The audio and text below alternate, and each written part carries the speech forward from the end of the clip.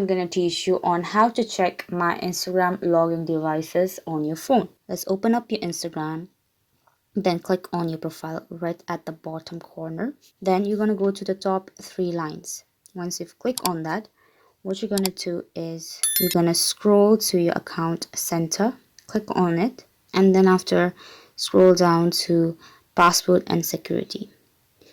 So once you're in here, you will find where you've logged in. So once you click over here, it will tell you which devices you have been logged in your account into, and you can just select your device and then after make sure to log out of that particular device. So it's loading, let's wait. Now you can see over here the account over here. Now I'm just gonna select a device to log out.